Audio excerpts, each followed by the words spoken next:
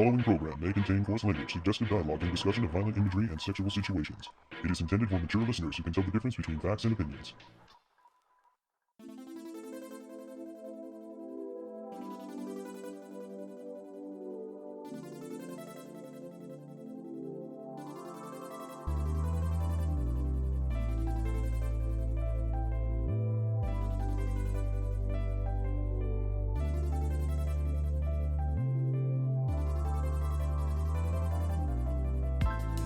Well, we're definitely getting in the Halloween spirit with tonight's episode of the Toonami Faithful podcast, hitting all the monsters on Bleach and Blue Exorcist, right? I am your host, Kuro, and with me I have... an editorial writer, Laser Kid. And... Streaming Steven, working the streams. And our guest tonight is... Hey, it's Fabian, the minion first class of the Toonami Faithful podcast, and the Headmaster Samurai Darrell. It's good to have you, Fabian. It's been a little while, but we love having you on here. Ready to talk some Bleach? Ready to talk some Blue Exorcist? Yeah. Alrighty. Well, then let's get right into it. Episode 19, The White Haze. It opens with Ichigo completing his training and rushing down the endless staircase, attempting to defy the time constraints that are limiting him from getting to the Soul Society. Unfortunately, he learns just as he leaves that the battle is in full swing. So, well, that sucks. Oreo witnesses Haxvalth executing BG9 and Kangdu for failing their battles. In this scene, we get to learn what the true nature of Yobaha and the power dynamics between him and the Sturmritters is. This brutal execution scene reveals that they derive their strength from the blood and soul of the Quincy King, which returns back to him upon their demise. And on top of that, he absorbs all of their knowledge and skill. Haxvalth also makes a cryptic statement that his goal, the king's goal, is not the Soul Society. And he also reminds Uryo that he has drunk the blood as well. Whoops! Guess you didn't think that one through, Uryo. Yes, and not. Onto the what I think is the main feature of this episode, a battle between Rukia and Stern Ritter F. Nod? I don't know. Something German. No, which is not the way my mouth wants to form. He is essentially the definition on how to be creepy. He is busy looking for Byakuya, and when Rukia encounters him, or rather when he encounters Rukia, Note's ability is fear, which he uses to infect Rukia before she reverse Uno cards with him, attempting to tap into his fear. Similar to Renji, Rukia has unlocked her own Zanbakuto's true potential, Soden no Shirayuki, and is able to lower her body temperature to absolute 0, which freezes everything it touches. She says that she's basically dead, and that using her Zanbakuto, she can temporarily kill her body, ensuring that his fear infection will not work. However, she can only function at this temperature for 4 seconds, but it's just long enough to freeze Note before thawing herself out again slowly. This, however, causes Note to activate his Volstandig in a rather gruesome sequence. I don't even know what to call this guy. Like, what monster is he? I mean, he's definitely monstrous. He's like the shadow that lurks. He's like the shadow that lurks under your bed. Like, he's that kind of creepy. He's just an emo kid. Yeah. Not conforming as can be. The worst example of one. Anyway, his Volstandig allows him to infect her optic nerves with fear. Just as fear begins to overwhelm her, she is rescued by Byakuya. Yay! He easily dispels Note's attack with his own Zenbon Sakura ability, but it's his Shikai, not his bigger unliked Monkai, because he's been working on that. Note loses his mind and starts rambling about he's going to torture Byakuya alive. But Byakuya just completely ignores him and turns to Rukia and addresses her growth and her strength. He leaves her to finish off the creeper, and this is honestly probably doing him a service. He's pretty disturbed. Basically a walking horror show. The irony, of course, is how she is then able to reflect his own fears back onto the dying note before he disintegrates in her ice. And a special nod to our lovely Ice Queen's new form. I mean, come on. She's beautiful. Oh, it's great. I love it. I absolutely love it. I wonder how close how Rukia looks in her Bankai resembles her Zanpakuto's manifested form from that filler arc in which all the Bankai. Why does all that the keep Zanpakuto- coming back up? Why does everyone keep bringing the filler arc up? I don't know, but it Every does keep time. happening. Anyway, like- it's a really great tender moment between the brother and sister. You were saying. Like, I can't help but think about it. I'd rather not think about it ever again. I'd rather forget it happened completely. Yes, but it's a sweet moment between the two of them. I think him acknowledging her and then him trying to keep her from dying by telling her to slow down with her thawing. Anyway, elsewhere, while tending to the injured captains, Squad 11 Lieutenant Yachiru Kusajishi are ambushed by another horror show Stern Ritter who looks like, he's a combination of Frankenstein's monsters and Igor. Yes.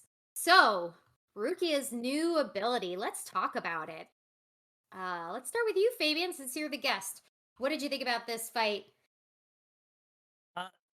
It's definitely awesome to see Rukia get a moment to shine.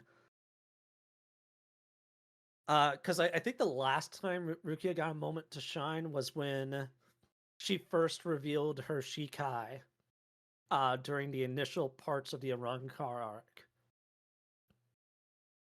Mm-hmm. And it's also interesting that the powers unlocked are a potential threat to the host, to the owner, freezing herself, and so she's got a lot to learn to control this. After all, you mentioned earlier, she in her Shikai she can only go down to absolute 0 for 4 seconds. Mm-hmm. So there's like a lot of potential for Rukia to grow and use this Bankai. Mm-hmm. Yeah.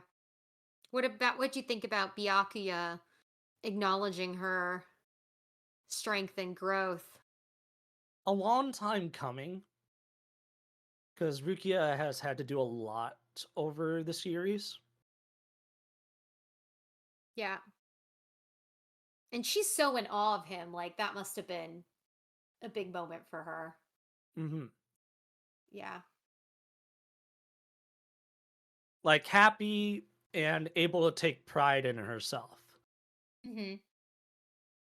Laser, what did you think about the main fight between Note, Asnote, and Rukia? It's a really cool fight, and I really enjoyed the Rukia Bankai release because you've got this hellish red sky going on, and suddenly just giant blue pillar comes out of nowhere for her Bankai, and she's got this ethereal blue, almost angelic look. The contrast between what she is doing and what the Stormwind are doing is a really cool way to kind of subtly show who's the good guys, who's the bad guys here, as if there was any question, but it really accentuates the fight. Yeah. One of the things that I noticed about the Stern Ritter's abilities, and you'll see notably between this episode and the next episode, they're so intangible. It actually bothered me a little bit how, like, they just seem to have this. There's no source. Like, all of these abilities in these shows tend to have some kind of source, some kind of element that they draw from. But like, fear is just so intangible, and it's not like in other I think in other things where we've seen fear used as a weapon, it is um it's some kind of physical technique that is exuded to enact this. So as an example, that I can think of, the Nazgul from the Lord of the Rings. That's their greatest weapon is fear, and they use fear to intimidate their enemies into giving up and despairing, and that's how they're able to triumph because they're wraiths, right? Like, but it's a power that's given to them from Sauron. It's something that they can emanate from like their aura as race. Like they're in that in between world, and they just exude this fear. But like this, like I don't really understand what he's drawing this from. Like, is this an energy thing? All of And these like, Sternritter's powers come directly from Iwabaha. yeah, let's talk about that. I think for me, in regards to the source of the fear of his fear power, is that yeah, it's the representation of fear from Yuabaha. But what I think it is in regards to this specific fire power the Stone Reader has is is a manifestation of his own fears. He is such a scaredy cat that Mhm. that his technique is to implant his fear into his opponents. That's Oh, I like not a bad way yeah, to look at it. I like that. Yeah, that Because I makes think it sense to was me. Byakuya who said that what you feel is not your fear but his. Yeah, that's a good point. Yeah. And when she realizes that, that's how she's able to defeat him. Mhm. Throwing it right back in his face. I think the most interesting thing about this, aside from finally seeing Rukia come back, and obviously, um, they're all like, she's Renji'd up too, and Byakuya assuming as well. Um, the execution of the other Sternritters that failed their fights. Like on one hand, you think, why are you killing your own people? You might need them, but there is this weird parasitic relationship between the Quincy's, and at what point, Uryu was functioning outside of the system until he walked into it himself. So how are they able to perpetuate this, and why is it so important for them to have this kind of vampiric parasitic relationship with Yobaha? It's really, really bizarre, but it explains why he's so strong. He's been eating his own people He's and then got feeding it back to this. them. There's a lot to go on with him that I have to be careful what I say, but he's got this thing where I give my power to my comrades, and then I get it back, and now it's stronger, and I can give it out to another comrade, and it gets stronger. It's a back and forth, constant increase and escalation of power. It's like the combination of all for one and one for all. Yes, that's a Give great and way to take put back. it. You build Yeah. this up, I take it back when it's better. And then I give it to someone else, and then they build it up, and then I take it back again, and it just keeps getting bigger and bigger. That is a fantastic comparison. Yeah. Mhm. Yeah, that execution scene though was brutal. Like, Oh what is gosh, even the point of having that loyalty if any kind of failure ends in your death? It's like we already know that like failure can result in your execution. Like we saw it with that like initial Quincy guy who it declared the says war against the Soul Society. it says an awful lot about who is in the Sternritter. Mhm. That they're willing to be this disvalued in order to get the kind of power that they get. It's a trade-off that they've deemed worth it, and what kind of person thinks that's worth it? Well, one of them in this execution didn't think it was worth it. They protected themselves. Yep. It just wasn't enough because there was another way of Paying due. judgment placed on them. Yeah, he tried to protect himself, and didn't realize this. He was unwillingly brought into this cycle. He didn't know until Haxvoth showed him. So that Yeah, definitely adds an element of interesting. Steven, what do you think about this episode? What were your thoughts? I like it. It's interesting. I would say the way that Rikira goes down to absolute zero, that my mind started turning, the gear started turning in my head. I'm like, so she's going down to negative 273 degrees Celsius. And could she do that? And technically, now science has gone to negative 200 and I want to say 72. They haven't reached the 273.15 that they need to not determine it's there. They know they can get down to there, but absolute zero is that in the Celsius degrees. Once you get to that, you start going into Kelvin, starts going weird. Mhm. But could she actually do that? Technically, she could. I mean, bringing your body down to that temperature, she's technically already dead anyway. So, this is anime Yep. stuff. But scientifically, let's say you could bring your body down to that temperature. You could dip into it. She stood in it a little bit longer than you probably could. She would probably only have a split second due to the Leidenfrost effect. So the Leidenfrost effect is basically there's some type of vapor around your body. It's like a layer of air around the body at all times, and that air is kind of like a little cushion that doesn't break. But if you hold something on your skin for a little bit too long than you should, then that's why you feel a burn or some type of hurt or some type of pain or anything. And so, could she do that? I would say she could, but she's going in dangerous territory. 4 seconds, you're already pushing it as much as you can be. Yeah. Crazy power to have. That is insane power to have to go to absolute zero and then holding it there for 4 seconds, because a split second in and out, like you can dip your finger into like lead. Not saying that you should do that, and commenting that always be careful around hot lead or any type of hot metal. Um, but sticking your finger in it and doing that, for that split second, nothing's going to really happen that much. You have to be really fast, but nothing's going to really happen because of the Leidenfrost effect. But having her do that, it was powerful enough because it did show her brother that she was like technically worthy to, be this, this this stronger person, and that was in my opinion, that was good for her to show that off and everything. The writers did really good to do that because in other episodes it was like, she's just a side person. She's just, there, but she helps out every so often. It's like, no, they really needed to pay attention to her because her powers were great enough to do that. With what you were talking about with fear and that guy she was facing, dude, that guy was just basically Scarecrow from Batman. He totally was. I was literally thinking that the entire time when I was watching it.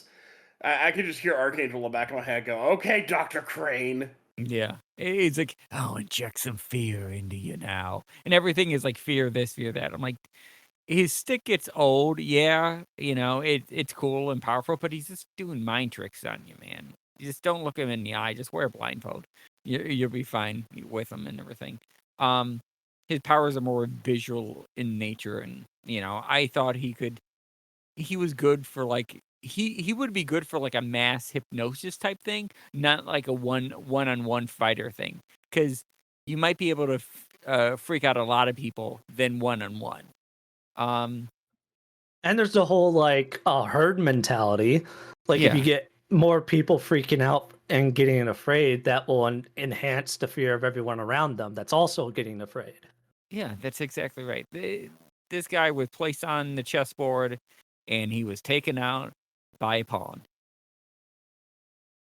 I like the eldritch horror that he becomes in his Oh yeah, Volstaging form. he's like a giant tree, I thought. Just a giant wooden tree. It's like, with all the branches and everything. But I mean, it was kind of cool, but he was like, you just the guy that freak scares a lot of people. Fear can be very powerful for some people. Yeah. For me, It's probably Mhm. too. something When you it's as an like, individual you have to Mm. overcome. But yeah. It's a hell of fear. um Just a comment from the stream. Mr. AJ Tibbs says, "I'm so happy Rukia got a Bankai. I felt she always gets forgotten by the writers. Even the filler writers sidelined her a lot, and I have to agree. It was great to see her shine. And honestly, I don't even think this will be the only time because she just got a little bit of time to do it, but now she's unlocked this ability, and I think it'll be really interesting to see how she utilizes it going forward. It's pretty powerful.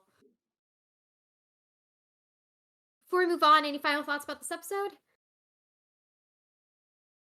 White Haze. Cool. And on to episode 20, I Am the Edge.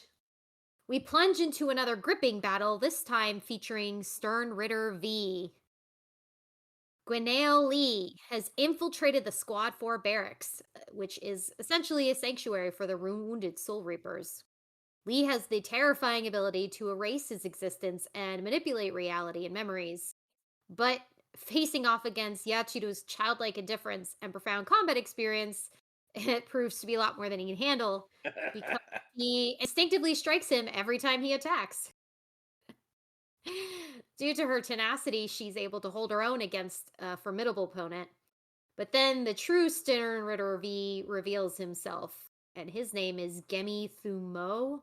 I don't even know where they come up with these names. Thumo, revealing his power to transform imagination into reality, including the existence of Gwenail Lee, who turns out to be just a figment of his imagination, literally. Ha ha ha. What a ridiculous, overpowered power. I know. It's a little insane. So we go from this literally Frankenstein's monster to Dr. Frankenstein himself. He informs Yachiru that he's already killed the resting captains, and then begins to imagine her bones turning into cookies, which incapacitates her. But our hero is here, Kenpachi. He arrives in time to rescue them and informs them of Unohana's death, which I honestly had forgotten about. I maybe need to go back and watch because I just remember it ending them clashing, and then that was it. Maybe I forgot because just it's been so many weeks and so much has happened. I remember how nuts that was. I don't exactly remember the ending. I just know that, yeah, he did kill her. I still don't think I understand why. I don't think I It don't was think too- it was into like necessarily like I want to kill you or I want to die. It was just the end Yeah. result of them training that hard. But she Like, basically the- said that had to happen, if I recall correctly. She did. yeah.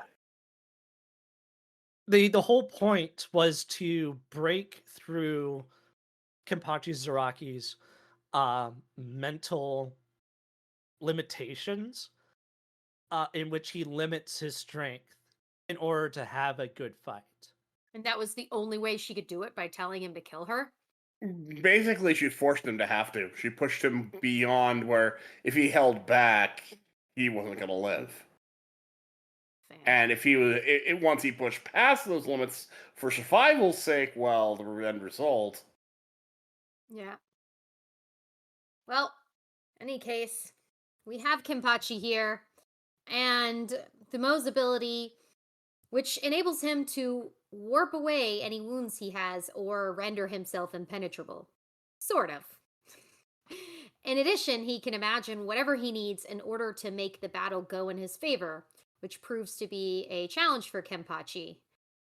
First, he tries to drown him in a pool of water, but Kenpachi breaks free and wounds him a second time.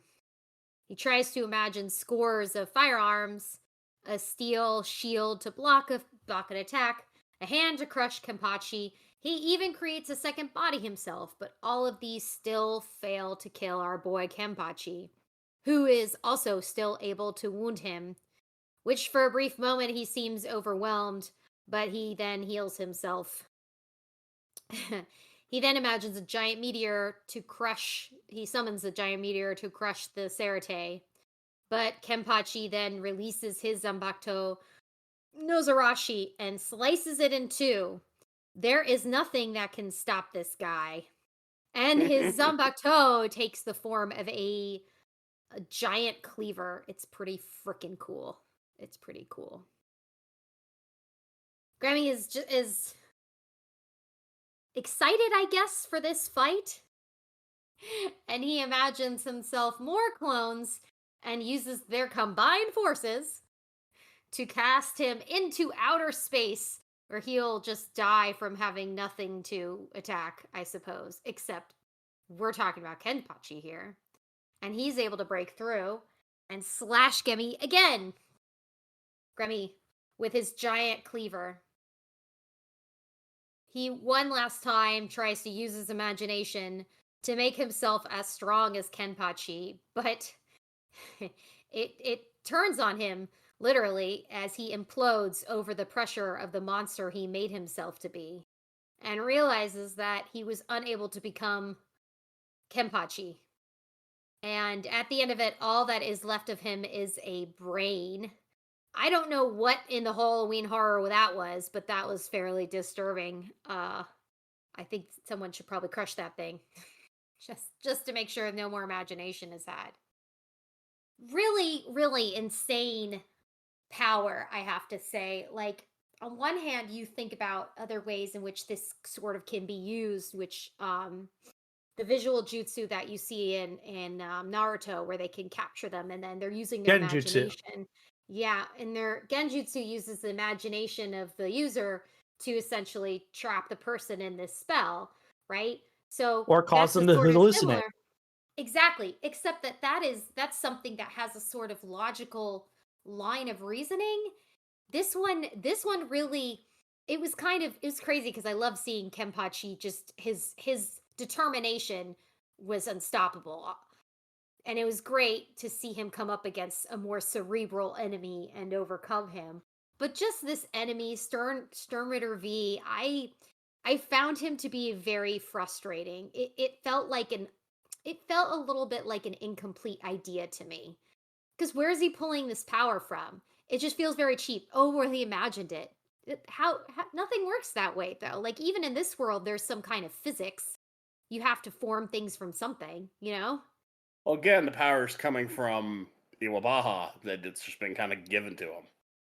And That's where his ability comes from. But the yes, power that fuels this ability is not really it's not really given any kind of name. Like, he's essentially he's basically breaking all the laws of physics in this episode. Like, even when Kenpachi destroyed the meteor. See, if you explode a meteor over top of something like that, you're gonna have an impact crater. Like, not just some broken buildings. Like, the it's just I liked Kenpachi himself in this, but I did not like the Sternritter's powers. I'd Sorry, say guys. the source of the problem is the problem you're having, Kura, is the fact that I believe this guy, Gremmy, with the power of imagination to actualize whatever, make real whatever he imagines, I Mhm. think he's just someone who does not have a lot of experiences to really do it all. And thus, because of that, it just doesn't work. Does it's enough that he's dangerous to pretty much anyone else, but when he comes across someone that he can't comprehend, it makes it harder for him to actually defend himself from someone like that. And Zaraki is like, dude, you can't comprehend this guy. He defeated someone even though he couldn't see him back during Mhm. the Soul Society arc. yeah. To add to that, there was a comment on Club Outside where Tite Kubo actually talks to his fans and like answers questions. And the question was something to the lines of, why didn't he thinking like, I'm as strong as Kenpachi Zaraki work?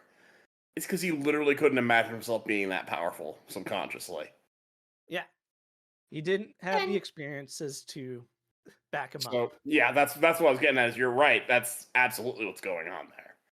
but does it require the imagination of the person on the other end of it to believe it? So, like, what No, happened to he has what to happened to believe the it. girl? Yeah, but what happened to the girl? Like, her bones turning to cookies. I mean, she's okay, What? right? Yeah, because Well, he stopped thinking about her. Since he wasn't continuing the imagination of it, it ended. his focus went directly to Kenpachi Zaraki, and that's it. After all, he got hyper fixated on beating him. It's like, I never felt this way before. I want to beat him. Yeah. I mean, I love the idea of Kenpachi's will being so strong that it made him able to power through whatever he could throw at him.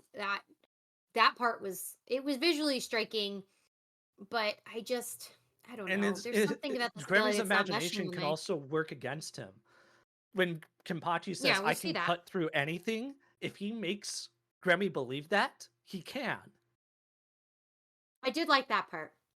I did like the way he reversed his power on him, making him believe in his own strength.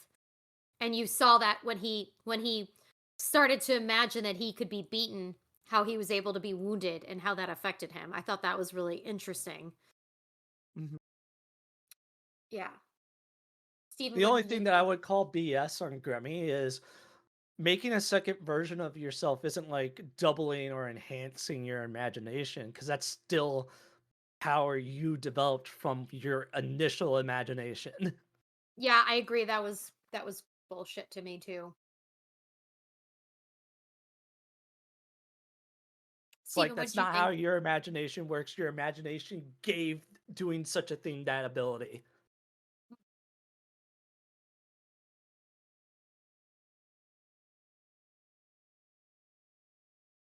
We've probably harped on that enough. I don't think we've given Steven here much to talk. Sometimes I don't need that much to talk. Um, I would say, yeah, the guy feels like a weird Green Lantern to me. Like, I don't know. He feels like a Green Lantern that like thinks he knows everything, but then, oh, I'm going to do this. Oh, I'm going to do that. It's like, okay, sure, but I don't know. I don't know. It's interesting. What you guys bring up about the imagination type thing is fun. I mean, that guy had a really good power, and he went up to with. I think the matchup was kind of bad too, but I don't know. He has a really good power, and he knew how to, um, he knew how to use it and utilize it to the best of its ability. But then, all you needed to do was basically kind of goad him into focusing on one thing, and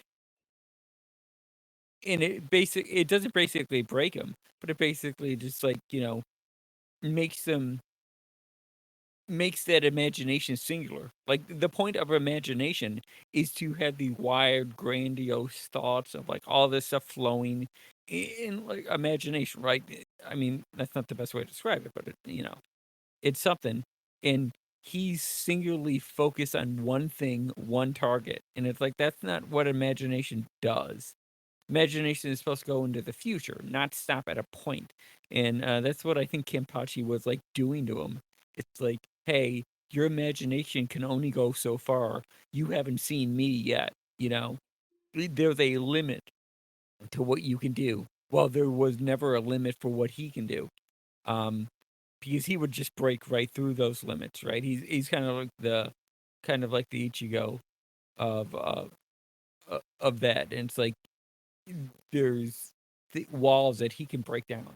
And so I would say it was kind of a weird matchup. That first matchup was okay with the kid, everything in that grandma that was like, or I think it was a grandma. I don't know. It was weird, but The then Frankenstein he monster yeah, lead. yeah, and then he shows up, and it's like, oh, so he was the one behind it. Kind of like the puppet master in uh uh Shippuden. Kind of like Mhm. there was another person behind it and everything, which is a kind of Mhm. cool idea. With the villains and having this one, but then having one you can like do imagination and everything. So I do wonder. You all were bringing it up in the last, talking about the last episode, and then previous episodes. Since all of these powers are the main guy's powers, and he gets them all back because he's lending them back out there. and he's making himself stronger that way. All of these parts, him, like are all of these parts of his imagination, his fear, his strength, are all of these like core parts of him, and then I don't know. It's like, is that Yeah, the that way to is defeat like him? the question of like, is this like powers he himself has, or are these aspects of Yuabaha that are given that manifest through powers that he gives to to the Stern Ritters? Hmm. Yeah, it's. I wouldn't say it's weird or strange or anything like that, but I mean, I think it's are weird and we strange. seeing? Yeah. Oh, okay. Yeah. But I think it's like, is it him that we're seeing? Like, are we getting fragments of him before? Like, these are his fears. This is his imagination. This is, each of these letters that they're giving him, or aspects, like you said, Fabian, of his life, of his 1,000 years of living and everything, and what he hopes and dreams. And then something happened that crumbled and failed it. And now he's taking it out on everyone that he's doing this to. But he's using all of this stuff, his hatred and everything else, for that. Yeah. I don't know. I kind of understood it's sort of they feed off each other. I mean, just like Urio is an individual Quincy, he was born a Quincy, like he came from Quincy breeding stock, if you will, and had his own individual abilities. It's the ritual that ties them together and enhances their abilities and maybe gives them new ones or better ones. And then those return back to Yobaha, which he can continue to dole out. Because if you think about like Oreo and his family were functioning on their own, even Ichigo's mother, and she had never participated in this ritual, and her power didn't return back to Yuabaha either. So, they can exist outside of this system, but they're the ones that are in it are in it obviously, and so that I wonder if it's some combination of both things, what you've said about it being part of him, but also about them being individuals with some ability beforehand because they had to Mhm. be born, they had to be manifested, Yeah, they this is had to something where it's manifest. like we're gonna have to wait and see if we get more information explaining this. Yeah.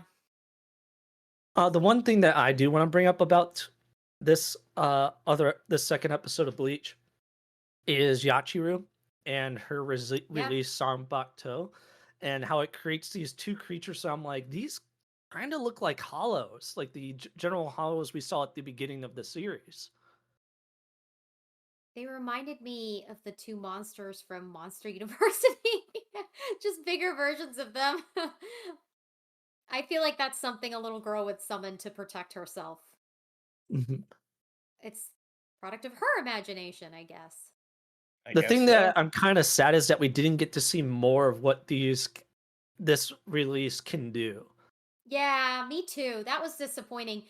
You get a hint of her ability. The fact that she's just instinctually fighting this guy off who keeps making her forget through his own magic, and then she gets taken away by this guy's like, your bones are cookies. Like it feels a And her little bit power is unfair. interesting. It's It is. is it like a hidden extension of her blade? So she's dealing with deception to a degree with how she fights. Yeah, she definitely got shortchanged here, for sure. And apparently, It's so did like Kenpachi that he didn't know what a cookie was. we've seen Yachiru have the blade, but we never see her use it because Kenpachi Zaraki is the only one fighting. She's just following him. Yeah, I'm or like, even more this about her is like probably background. the only time Yachiru has fought in either the manga or the series. Yeah, Yeah, that's not something she normally does. She normally is kind of the cheerleader. Mm-hmm. Kenny. But there's never any question she could, like it was always very obvious this was something she could do. Yeah. Yeah, the fact that she can keep up with Kenpachi Zaraki, the fact that she is kind of fast. I can't remember any specific moments because it's so rare to see Yachiru like be doing anything or get involved in anything. Yeah. Would have been nice to see more though. At least learn what her actual Bankai did. Because that was just her How she Shikai fully ability. fights. Yeah, that was only her Shikai ability. And just the fact that her pure instinct is to attack when she feels, as she calls her, tingling sensations. She knew something was wrong.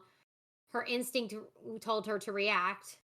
Impulsively, she was hitting the guy, and she was able to overcome the whole his ability in terms of like react, but through her own experience, through her own impulses and training. So she's a little firecracker. She definitely deserves her own chance to shine more than she got in this episode. This was definitely Kenny's episode. But we see you, Yachido. We see you. Any other final thoughts on these two episodes of Bleach? There's some major fights. We finally get to see the Soul Society taking back a little of their own. We also get to see a little bit more of the dark side of with the Stern Ritter Society, the Quincy's themselves. So revealing, but also we get a little sense of hope. And Ichigo's still absent from everything, but I guess he's gonna super rush his way over there and play Jesus, save everybody. He's dropping in. Yeah. He's coming in hot. Yeah, I didn't like I didn't like how they started that first episode saying like everybody hang on, I'm coming. Like and I mentioned this, but I mentioned this last 2 weeks ago we had this discussion. It just the whole inference that he's the only thing that can save them. And then, if you're coupling that with we just saw 4 characters unleash an element of their Bankai and Zabak toes that they before hadn't unlocked, meaning that other characters, other Soul Reapers should have been able to undergo this kind of training at any point in the 1,000 years that they were all hanging around the society. So it just begged the question for me, why is no one else working on bettering themselves? Why is it only this needs I think must that was actually situation? commented on in previous conversations between the former head Yamamoto and Iwabaha. They got complacent. Yeah. Well, It exactly. was a culture of complacency, and they're kind of paying for it right now. Yeah. Yeah, I'd say that because there's like all the people are up in the what's the place called? I forgot. In the The Soul King place where they're realm, hanging with Squad Zero. I don't remember the name of the Yeah. place either. the soul realm of the Soul King. The palace. Yeah, Yeah. Palace of the Soul King. All of them are individuals who made a massive contribution to the Soul Society. So they've been up there for a very long time, and they can only bring people up if they've been invited.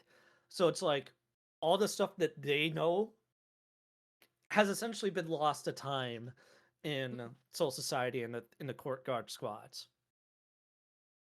Yep. And that's the complacency. It's like the fact that there's only like 4 or 5 like special individuals in this one squad, and we know the Soul Society has been around for an extremely long time, and so it's like they stopped progressing and got complacent. Yeah. And I can understand Ichigo's ability being like his dual nature, his dual powers being making him especially equipped to take on Yuabaha. Um and that obviously, because that would be how they would build him up for the sake of the series and the story. But the whole implication that they are just they have absolutely no defense against the Stern Ritters, with the exception of these four at this point, who've come back and retrained.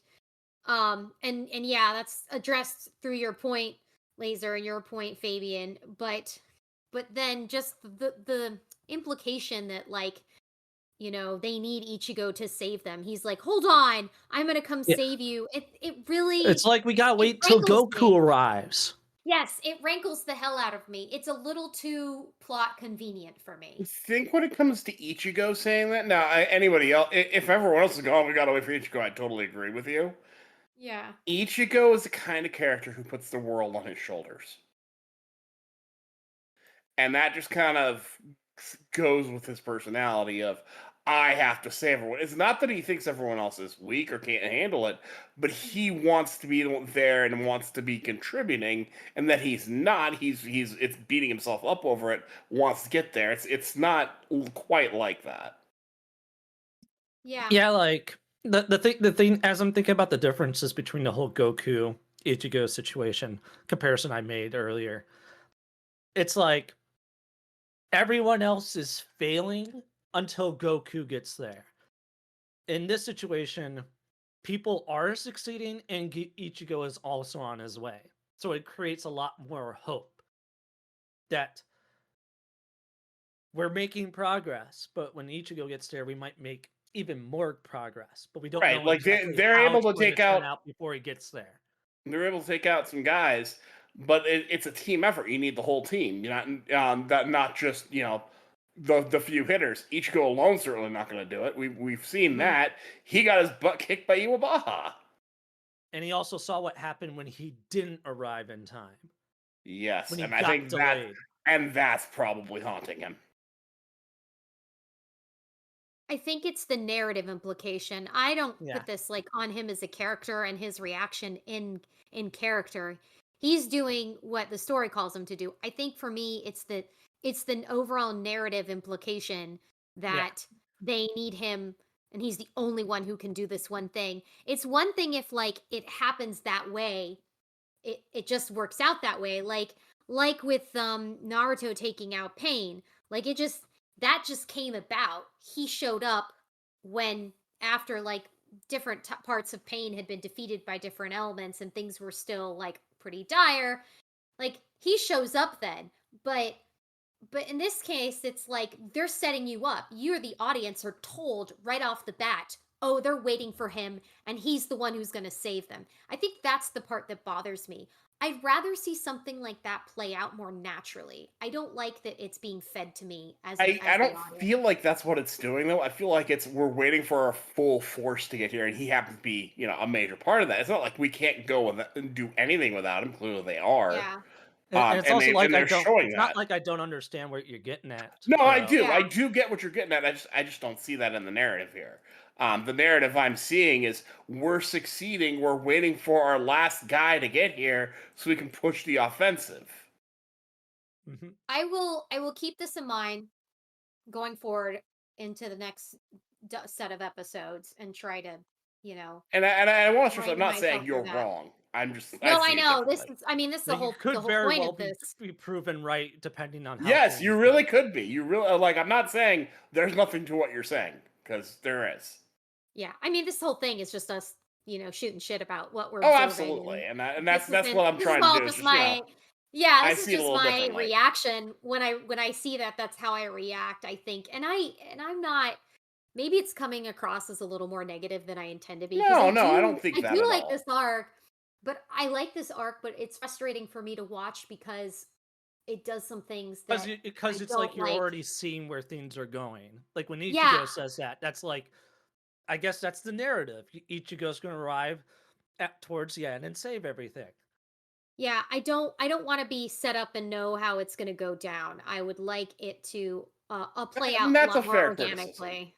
Yeah. Cuz when it plays out more organically, like you have that and to go back to that Naruto pain arc, Naruto he's doing really well at holding his own. He's losing and winning at different points during the fight as the different elements of pain showed up, and then suddenly he gets pinned down, and then you see that epic moment where our girl steps in. He loses control. It's crazy, and like there are things that you can't really predict that play out in that fight, and then he does the talk no jutsu, and it's pretty. It goes in places that I didn't expect. Like, yeah, sure, in a macro way, good guy's gonna win, and you expect that, but like, I don't know, I don't want to be fed these things. I want them to play out organically, but of course, this isn't going to stop me from watching it, and I can definitely, you made some good points. I will keep them in mind going into the next set of episodes, and hopefully be pleasantly surprised by the way things play out.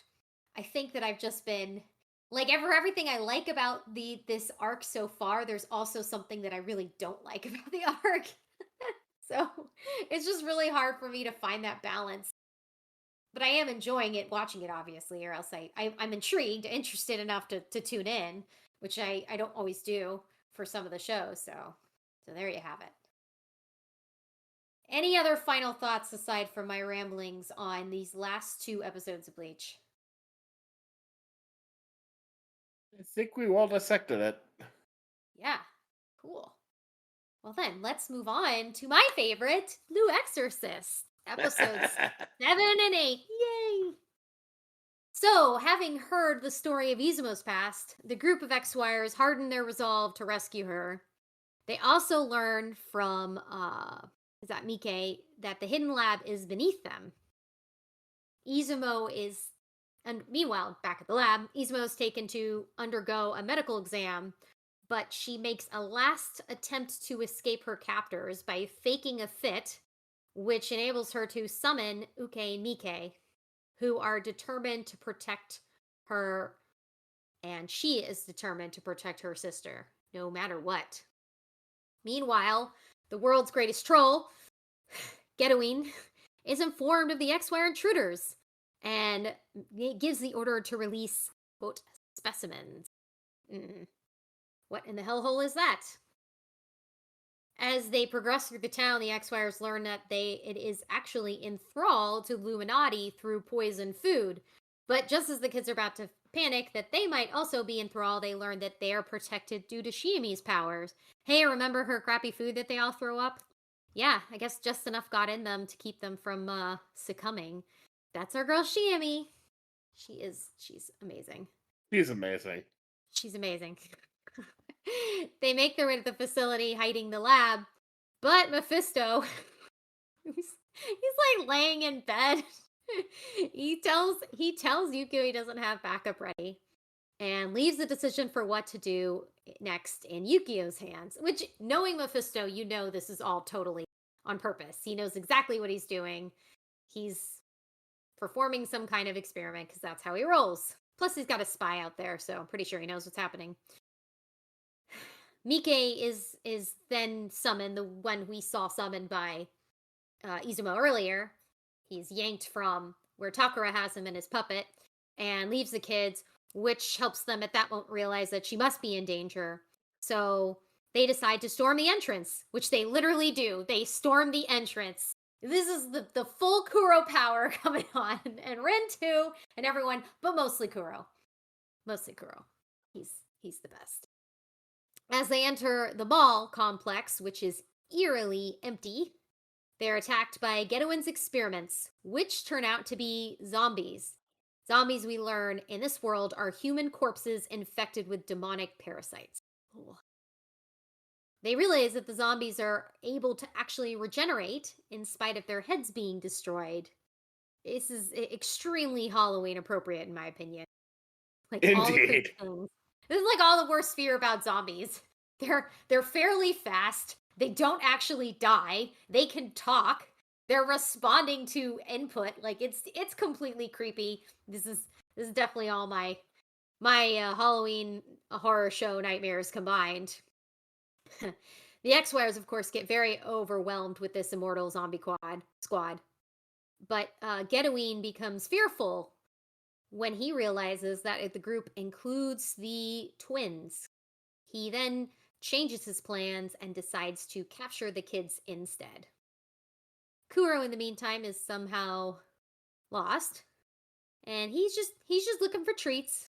But it's a fake mall, so there's no real treats. Poor kitty. Put a bookmark in that. We'll get back to Kuro.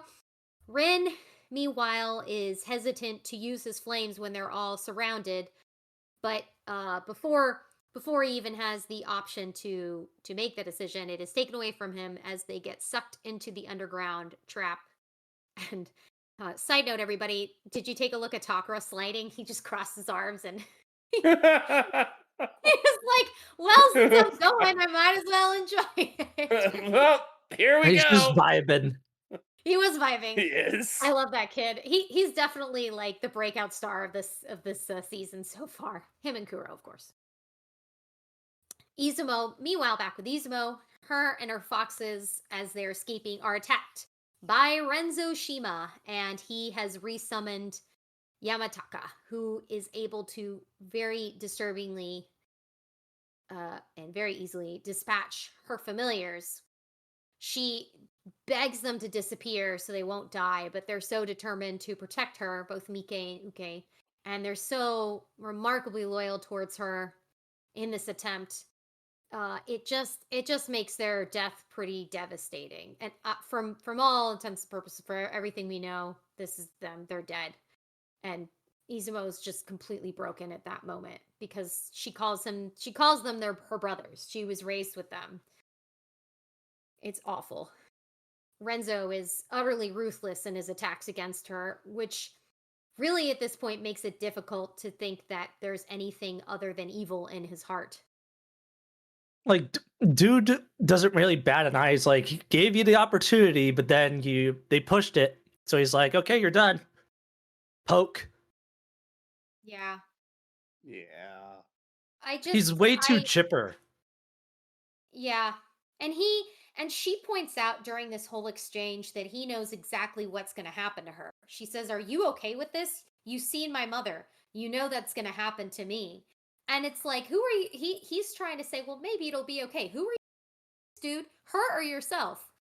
Because she's not that stupid. She's been coming back here. She knows exactly what's happening. It's pretty sick. But at this point, Izumo's spirit is pretty broken, and she is recaptured by the other Illuminati soldiers. This episode then ends with Lucifer, who is hooked up to fluids and awakens. The X-Wires are captured and separated, and you can hear the sound of a creature haunting Rin. Izumo is back under control of Getaween, and it's looking just very, very grim for everyone right now, which will roll over right into episode 8, where we're greeted by Lucifer, who acknowledges he's all glowy. I guess he's had his microneedling treatment. Ha ha ha. Who acknowledges Getaween's experiments are actually what are keeping his body from rotting. Interesting. Remember that, kids? Yeah. We also get a really good overview of the Illuminati as a organization and the way that they seem to believe the ends justify the means into an extreme measure. The elixir, which is extracted from poor Tamamo, is what is making the strong immortal soldiers like our old friend Toto. Remember him? Yeah. He's got that Tamamo elixir. But it also seems to be what's contributing to the undead monsters that have flooded the mall in the previous episode. Getaween informs Lucifer that he also has the Okumura brothers. But Lucifer, very interestingly, says to return Rin unharmed to Samael, but he wants to keep Yukio. And he knows about Yukio. When we say that, we mean Yukio's eye, from Toto, who also saw Yukio's eye. I see what you Renzo- did there. Yeah. So in this moment, he dresses Renzo, who reveals Rin's weakness to harming humans, which is such a shitty fucking move on his part, man. God. You want to give Renzo the benefit of the doubt that he's working as a double agent, but he's really giving them so much. He's just completely betraying his team on such a fundamental level There was just no excusing it. None. Fuck that guy. Anyway, before we're able to learn more about the Illuminati and himself, he succumbs to whatever mysterious illness he seems to be infected with. Moving away, Getaween, in a conversation with Shima, learns that Izumo's physical has revealed that she is no longer compatible with the Ninetales and almost certainly will die if they try to transfer it to her from Tamamo. The troll decides that his only option is to kill Rin? Huh? What? I guess it's in order to cover his ass in front of Lucifer? Someone's got to break that one down for me. As if no one would figure it out. But okay. Back to our X-Wire team. They are separated into rooms, each occupied by monsters, which are then released against them. I think the most notable out of all these struggles in this episode was Konokomaru's specifically. He is right at the moment where he considers giving up as he's about to be devoured, but finally his courage and his ingenuity win out, and he's able to strategize himself and escape by causing the monster to smash into the walls. He then is able to find Kuro. Yay! There he is again. Who rescues him because he's the best. Good kitty. Konokomaru, now having escaped his prison, he locates Yukio first, who has fused his own monster to the floor. It's very disgusting. These aren't even like zombies. They're also some form of eldritch horror thing. These things are just nasty. It's like the These are things you bogeyman. would see from Resident Evil. Yeah. Yeah. It's pretty gross. But before he can Konokomaru can begin looking for the other members of his group, he sees Shima. Shiami, meanwhile, has awakened as her monster is about to devour her, and Ryuji, in his own cell, is rocking that bazooka. As he is firing at him, he hears the monster cry that it wants to go back and to go home. He uses the monster's reflection to defeat it, but listening to the monster causes Ryuji himself to reflect on his own journey to become the Arya and Dragoon that he wants to be. And he thinks back, to memories from the temple complex at Miyota, training with his friends, and even his quest to defeat Satan. And thinking on Konokomaru's growth and independence, as well as Shima's betrayal, even Izumo mocking him, really causes him to reevaluate internally what his goals are and were, and even whether they are still possible. Can things go back after they have changed so much? That's a great question, Ryuji. So he then performs a ritual and puts his monster to rest. Back up top, Rin breaks free of his prison and meets up with Konokomaru. He admits that he also ran because he was unable to fight a creature that used to be human. Shiami breaks free from her prison using her amazing superpower after defeating her zombie, her creature. That is a fight I feel like I would have liked to have seen. I really feel robbed of that fight. I'm just Seconded. throwing that out there. That was not fair. Come on. In any case, now that half the gang's back together, Rin uses his flames to release the remaining X-Wires from their own prison. But Michael Getaween is not finished with them yet. Wooey! That's a lot of stuff. That's a heck of a lot of stuff. Yeah. So, Steven, let's start with you. What did you think about these 2 episodes? I like it. It is interesting. Sorry. It is interesting how the Illuminati work. That they're very self-serving at times because they want their own goals, but it is also the goal of the greater thing, and I think we're to the point where I don't know what's going on with this whole plot and everything. So excuse me if I don't know. But it does seem like, oh, something's going on, and it's like Lucifer is yeah, that's his name, right? Lucifer, the angelic. Lucifer. Lucifer's the head of the Illuminati. Yep. Yeah, him. There's something going on with him because first off, he's the pretty boy of the whole group, and secondly, he's got major plastic surgery going on with him. I mean, just look at him. Um, but yeah, there's something going on with that. Like this, the whole thing feels like it can fall apart at any moment, to me at least. Like something will happen and it's like, oh, why did we ever do this and join them? There's like not I don't know, I wouldn't say a linchpin, but there's nothing there for them to do, right? They all believe in that one thing that Lucifer and whatever else told them, like their one goal.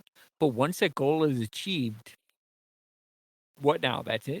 Like, what are they going to do now? Oh, they're heralded as like good ones because they ushered in something.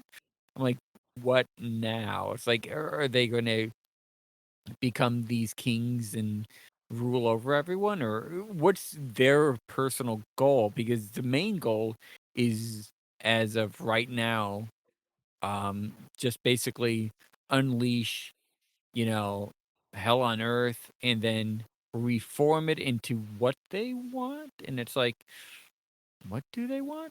Like, to me personally, it's like, what do they want? Like, what's going on with all of this? And I don't know, right? I don't know. But to that point, why do they need that fox demon in there? Like, why do they need any of that stuff? There's too many questions, I guess, for me to answer and everything. It's like Hmm. when me and Brittany are watching this thing going on, she's asking me, "Are you burning out on this thing?" And I'm like, "No," but it's like it's a slow burn, and I don't, I don't know. It's like I don't know. I don't know. It's weird. It's weird to describe because it's cool, but it's like, yeah, I don't know. It's like here's the thing. So the Lucifer is like this half dressed dude half the time because I guess he wants the ladies to like join the thing or anything else or something. I don't know. Lucifer is like super strong, and from what Brittany's was explaining to me, because I asked him, so how is he different from Rin's father Satan? Is that like his son? And it's like, in Brittany saying he Lucifer is strong, but his body can't hold his power. And so it's like they need more power to do that. So is he trying to overthrow Satan as I can help well? you out with this. This Okay, is part go of the ahead. plot that will be explained in the subsequent in the next series. Absolutely. The Okay. questions you're asking have Are answers. Okay. yeah. I think that will help you to learn that that is actually those specific questions are actually part of the story. So Hmm. it's Yeah, good that because you're right thinking now, about it. I'm pretty certain in the episodes, Lucifer tells Gedwin, that's his name, Yeah. the Getaween, little fat Getaman, yeah. bastard. Michael Gedwin. Toad Yeah, that's Man. cool. Yeah. I like Toad Man. Yeah. So Toad Man, Lucifer tells him that his research has improved his body in a way that it can last longer. I think that's what was said. I don't It's remember something like I properly. believe something along those lines is stated, yes. Yeah. Yeah. So part Mhm. of like what this whole situation is relation to improving either Lucifer's health or his body. Mhm. Yeah. Interesting. I think that's an interesting observation. I also think it's interesting to see that Lucifer, who is kin to these other creatures, he's these other not demons, but whatever they would call themselves, sons of Satan, um, that he is having an issue that they don't seem to be having. He's deteriorating, and Samael, aka Mephisto, doesn't seem to be having that issue. Certainly Rin isn't. It's But a Rin, very interesting comparison. Yeah. yeah. So Oh. what is Rin compared to what they are, and what are they to each other? You know, what makes them different? Mm, We know what mm, makes them the same. They all claim to be sons of Satan, but what makes them different? I think that that is a really interesting aspect of this, and certainly worth like seeing how it plays out, keeping in mind as all of the story unfolds.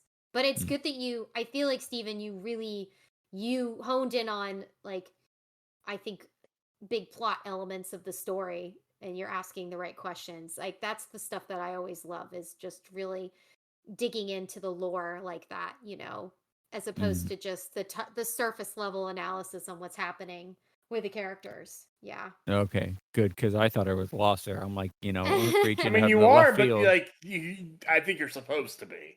Oh, okay.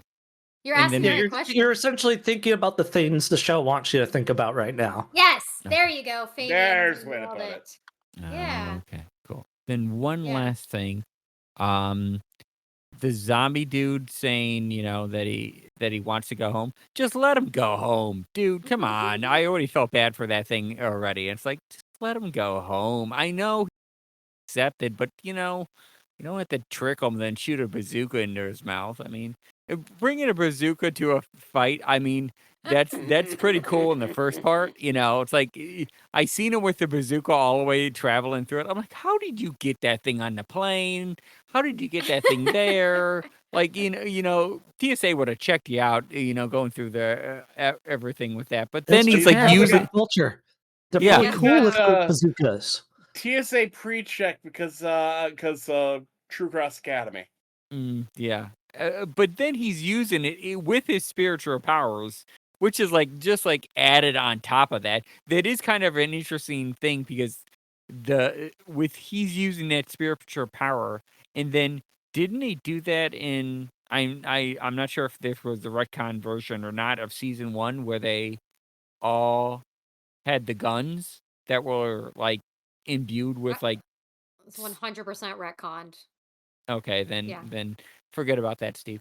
But it is kind of cool that they're kind of like redoing that. But I mean, shooting a bazooka with spiritual power, that's kind of like that's a pro move. That's like, okay, this guy wasn't playing anymore and that. But I mean, dude, I mean, I would have left that. Everyone else left their zombie alone and not killed him. But this guy had to shoot him with the bazooka and make sure he was dead. I actually feel like he was putting the poor guy out of his misery because you can't really let that guy go home. Even if you do, it's under control of the Illuminati. They're just going to scoop him right back up. But even if they somehow didn't, he's a zombie around other people. That can't end well. No, but he could go But home and see his house and live in there for a bit. he's got I enough don't think it works awareness that to way, know that Steven. he wants to go back, but he can't. Mm, So Yeah. okay. it's in its own way, it's a mercy. I like Yeah, how I just guess so. that word really made Ryuji rethink a lot of things.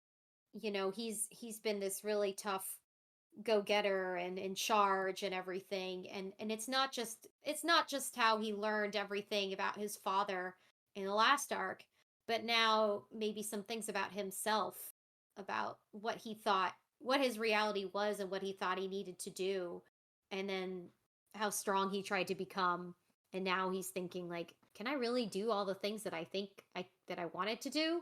Maybe I do need to rely on my friends. Maybe I do. This isn't something that's just me by myself I can do, defeating Satan, you know? They, yeah, Bone, trying to make himself, try to improve himself so much that people could depend on him.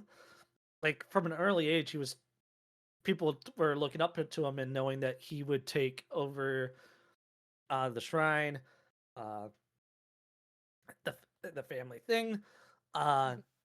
so that it imparted a huge amount of responsibility on him, and he took it extremely seriously.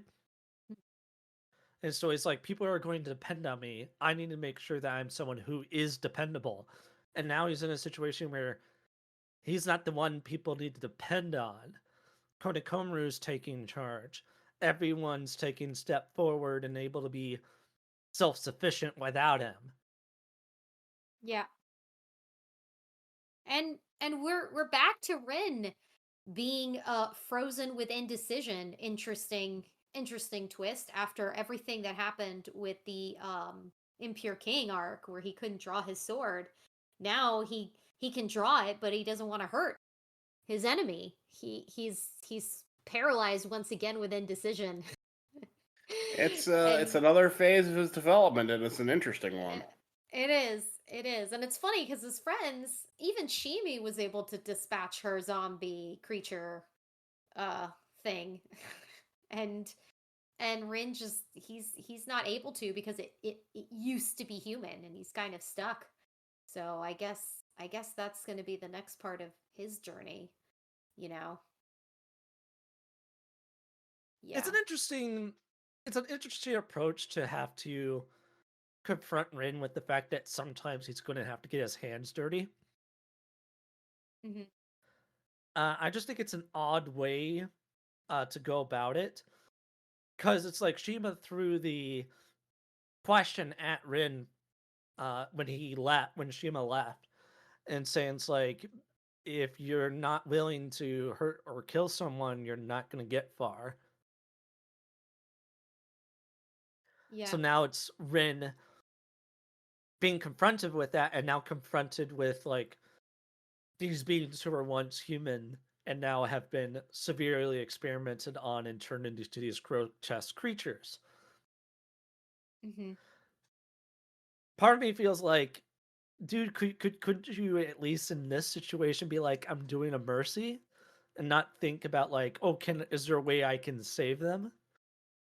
We'll And have that to just wait and goes. see how Rin I turns think out. in this case, Rin's thinking a lot like Steven was thinking earlier. Konokoma was thinking more like you and me. So it's a very human question.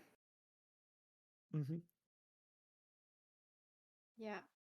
And there's not a right or wrong answer either. That's the heck of it. Whatever the answer you come to, and you gotta stick with it. Like the way Shima is really committing to this whole evil Illuminati role. As I said, You he's know, like way too chipper. It's like he wants you to hate him. It's like he's being partially understanding, but he's totally in on it. yeah. I just think about like how duplicitous he had been to his own family, to the people he grew up with, to not just his friends. Um with all of that he would have this darkness in him and you know, regardless of what Shima's personal goal may be in this, which is really unclear still, um I think that some of his actions have led to some really terrible things. Like Izumo makes a good she points out to him, you realize they're going to kill me. You realize they're going to make me into what they make. You saw my mother. You saw what they've done to her. And you're okay with this? You're okay with letting cuz she knows what to expect from the rest of those yahoos, but from someone that she knew personally who knows her, who they've been through things together, they've been through fights together, you know, her really questioning him and he doesn't seem to be able to answer her because he doesn't seem to be able to answer himself in that. You can see like he laughs it off like, it'll be okay maybe, you know. So there's something about him in this role that he's not sure about, but also just the fact that he's even able to go ahead and dispatch her summons so easily. Like it's not a question. He does it and he's like, "Oh no, I can take action. I can take action even if it leaves me vulnerable. I don't care. I know it's going to hurt you, but I'm going to do it anyway." It's that ruthlessness that has been underlying in his character all along. I yeah, it's he's just definitely on my shit list right now. Will there be a point where we understand why he joined the Illuminati? I will I'm say yes, but I can't I tell don't you when. I don't agree with Laser. I still Okay. don't understand. There's stuff further out than what you've seen. Okay. I'm at the point in this that I still don't get it. I still yeah, I feel the way I feel. There's a particular panel scene in the manga that haunts me that gives you the answer to that I can't talk about. I think that you have to look at Okay. his actions up until this point, though, and No, his if actions you up look until at this where point he's at, what he's are doing for not where he's at, excusable. he's being a little shit. Yeah, he's not. It's not excusable. Yeah, it sounds like because the way he smiles, the way he like does this stuff, he he's being that same aloof self, but now he has a goal to what he's And he doing, has right? Because real before it was like, expectations on him hey, I where it's just like, I know that this is how you feel, but this is what's going to happen. yeah, yeah, and it feels interesting and like when I say interesting, I'm like, is there really anything for him? Because we, I wouldn't say like Laser is saying it's probably down the road. I don't know how far I down the can't road remember it is, but exactly, to be honest with you. okay. But it feels like from what he's doing is he's it feels like what they're doing is he's basically a double agent, right? He's going to go do his thing with these people, and then when the wind hits him, up, hey, I was always here for you guys. It's like no, it feels like you're trying to serve Yeah, yourself and trying to understand something from there. And he's still the kid's a teenager, or what they say he's a teenager. And then they bring him into this whole realm of like, oh, I'm going to do this, I'm going to do that, and we can cleanse the world hmm and whatever, but and he doesn't you'll seem be to my be a true lieutenant or believer. And whatever. I'll I'm like, add to that now we're seeing a side no, of Shima. He's taking action, whereas you see him with his friends in the previous arcs. He's a little weasel. He doesn't want to fight. He doesn't want to get involved. He only does it if he Yeah, has he had to. that self-centeredness to a Mm, point where it was like, it's like Shima is a character that we've seen up to this point has been pretty self-centered and um focus on things that he wants or that he wants to see happen. But at some point, he does eventually like give in and help others, even though it puts him at risk.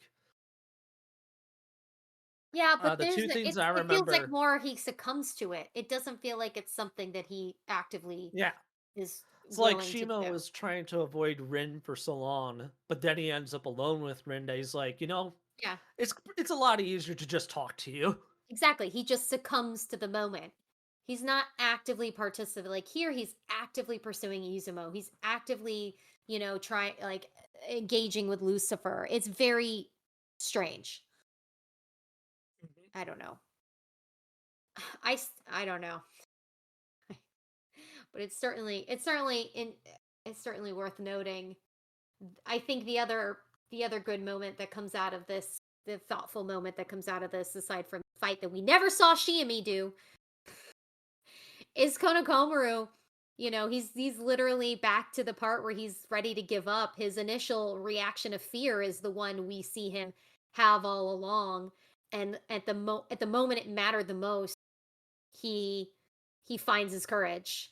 So, and he's determined, and his determination to survive. Calms down. Yeah, He calms down and refocuses his thoughts. score one for Konokomaru. Indeed. Yeah. Any other final musings or thoughts about the events in this episode?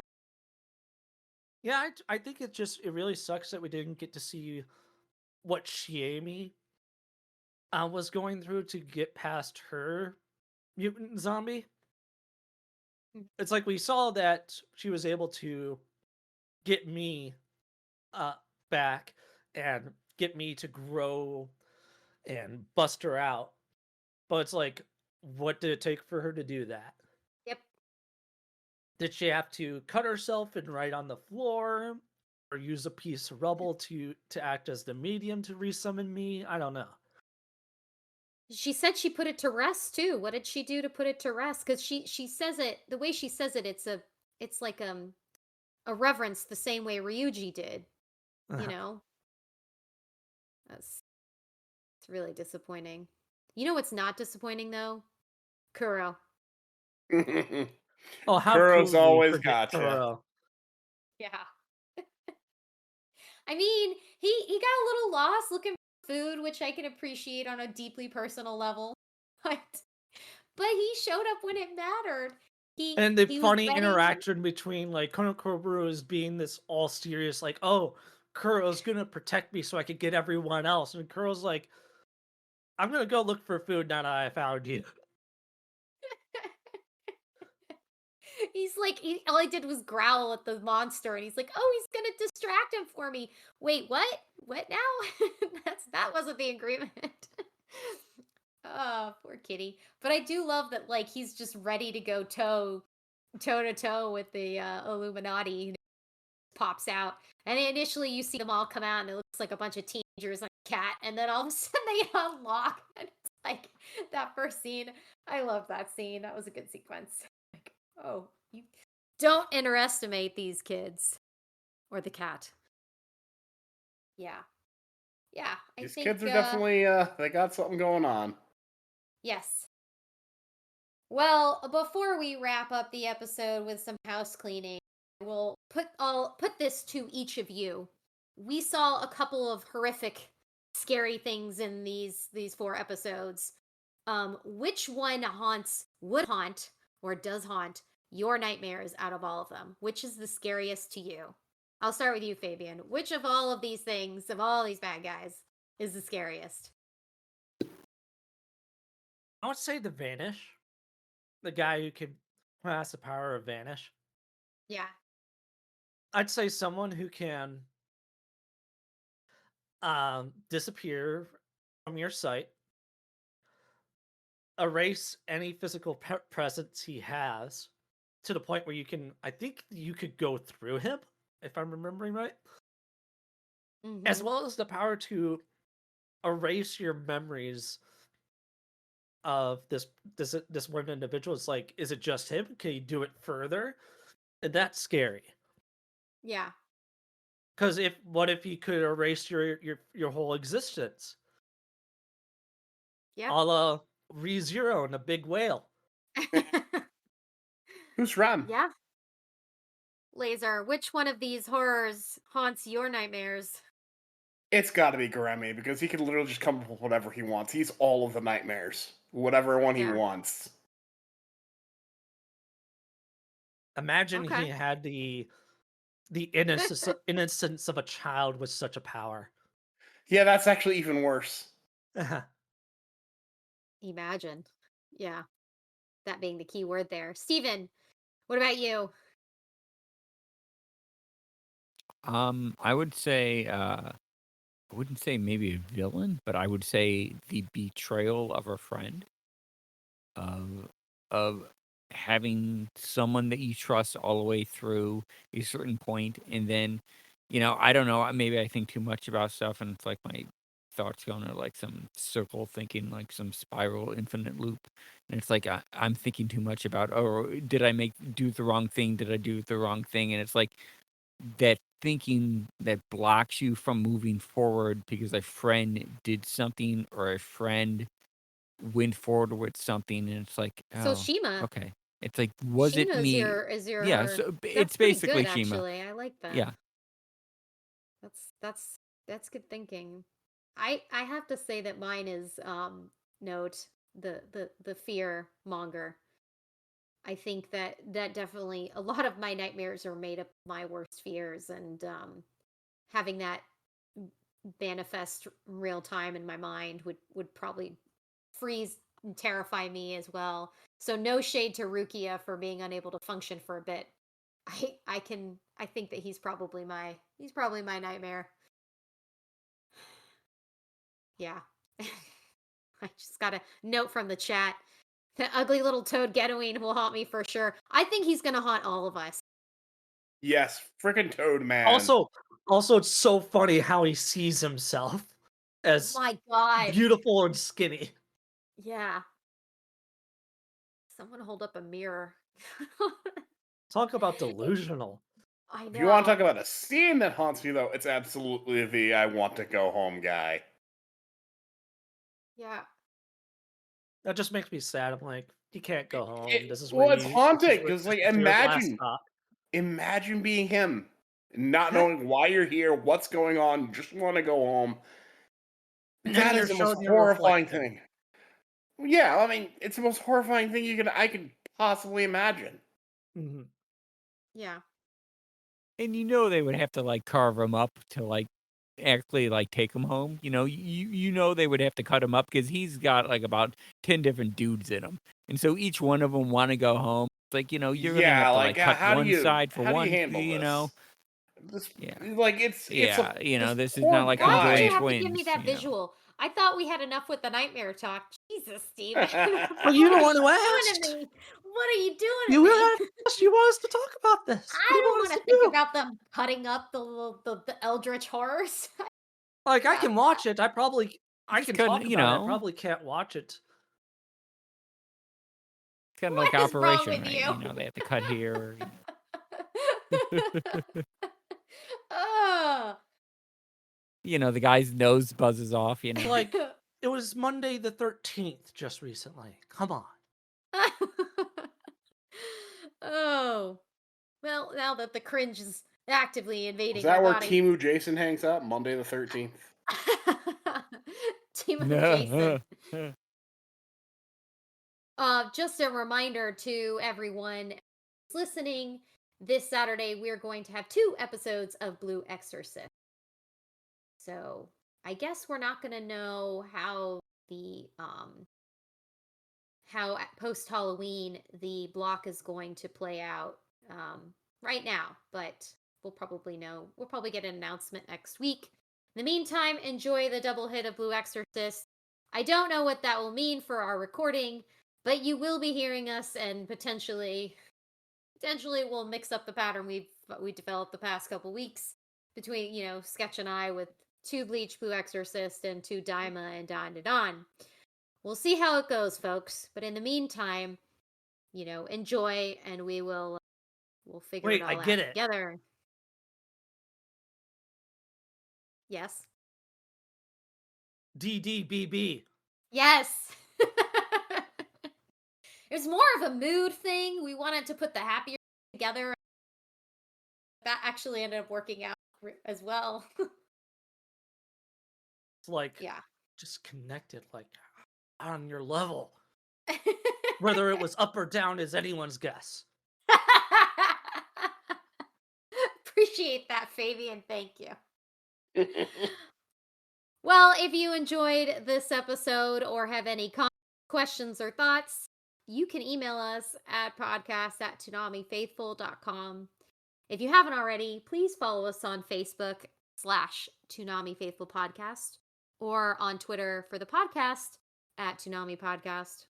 You can listen to this episode on everything, including Apple, Castbox, Deezer, Google, iHeartRadio, Overcast, Podpay, Podbean, Podcast Addict, Radio.com, Spotify, and TuneIn.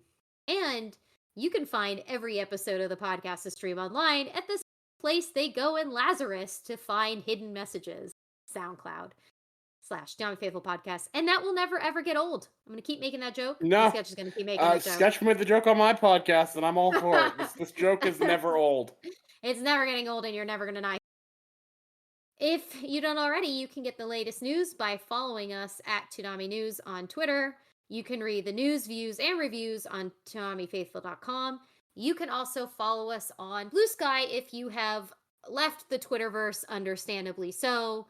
Just look up Toonami Faithful on Blue Sky. If you're interested in helping us support the website, you can subscribe to the Toonami Faithful Pass at patreon.com/Toonami Faithful. Fabian, where can they find you? You can find me on Twitter and Blue Sky, as well as YouTube under Faboover. My nickname, username for each of those. Recently put out a Japanese version of my Toonami promo for Ruby Volume 9, Episode 5, and I'm working on the last Japanese version promo from that set. Nice. Look forward to seeing that. Streamin' Steven, where can they find you? You can find me hanging out on the internet because I have nothing else to do. Other Are than you that, also on furlough? Or is I'm that just my problem? no, it might be only yours, but probably a few other million people out there. But no. So, what am I Where can doing? they find Oh you? yeah, that's what I'm doing. Yeah, you can find me on every platform almost out there on the internet. On MXA Goes, I have exclusive rights to my name because I'm the only one who uses that name. So, if you go out there with someone else's name, it's probably not me. Aside from that, I am streaming on my own channel. Currently running through Hollow Knight. That's a fun and The first interesting one or the game. second A one? bit convoluted. Cool. The first one. A bit convoluted, a bit kind of like they're really feeling themselves when they're writing that game, man.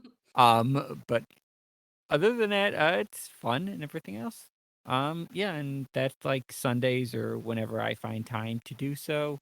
Currently trying to maybe lengthen that out into another or so many other days.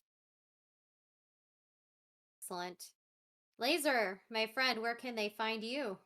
You can find me on Twitter at LaserKidPrime. You can find me on Blue Sky at LaserKid.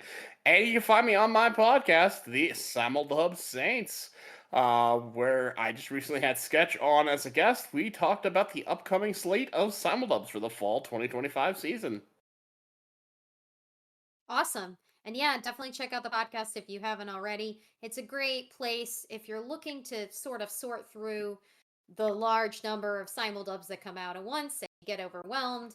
They do a nice job of sorting that out for you and making some recommendations in real time.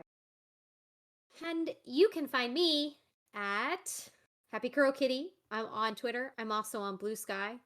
And that's when I'm not playing Pokemon Go, which has sort of taken over my life recently. Thank you so much for your listeners. Thank you to all the live listeners that tuned in tonight. And thank you for those who continue to listen to the podcast. It is because you were that we are here, and we greatly appreciate your listenership. And that's the podcast. Peace, and we're out.